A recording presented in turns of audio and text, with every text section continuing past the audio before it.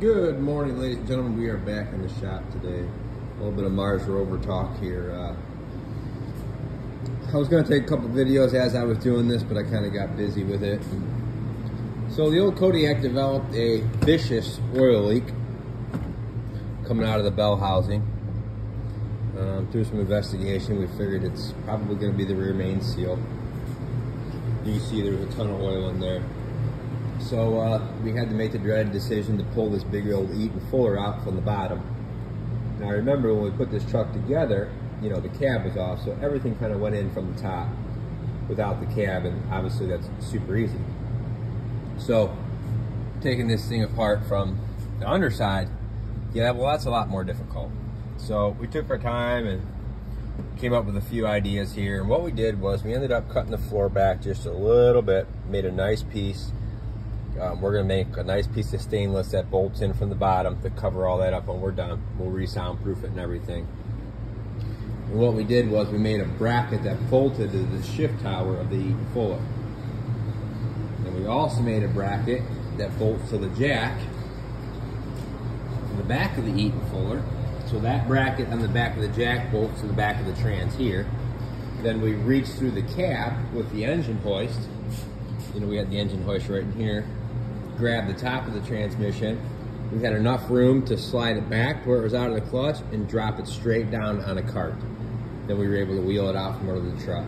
That's how we did it. Obviously, I'm sure there's really good trans jacks out there. I just felt this was a safer way to do it because we weren't laying underneath of it. So, the truck made it exactly 1 year, almost to date, before we had any issues with it.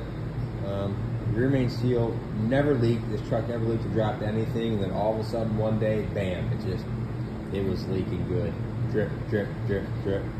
So, although the seal that we bought said it was an OEM Cummins, it came off eBay, and I'm going to go ahead and guess that it was probably a reboxed aftermarket seal.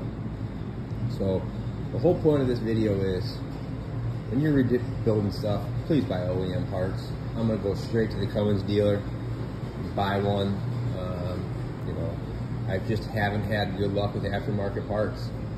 This truck is, you know, when we were putting it together, we had to find the right starter. It was a weird starter because it's a passenger side starter, but you know, this is an aftermarket CarQuest starter here, and as you can see, you know, we went through 3 of these things so far. Junk. So, you know, OEM parts, there's something to be said about them. These aftermarket ones are just made out of junk metal, and when you go back and redo these things and have to, you know, pull a transmission that size because, you know, of a $10 seal on the back of the motor, that's really annoying. So it's out. We're going to go ahead and pull the clutch next and, you know, pop the seal out, see what's going on there.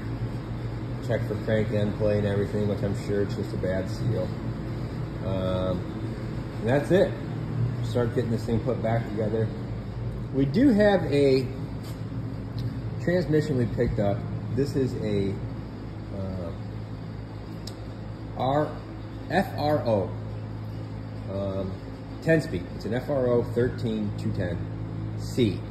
So this actually has a little lower overdrive ratio. This is 0.74, where that's 0.76. I know you're splitting hairs at that point in time, but it is 3 miles an hour faster at the same RPM, 3 to 4 miles an hour, which is a decent gain. And it is a 10-speed. A little simpler air system, a little smaller of a transmission. It doesn't have the brownie box on the back of it for the deep reduction that this 7LL has on it.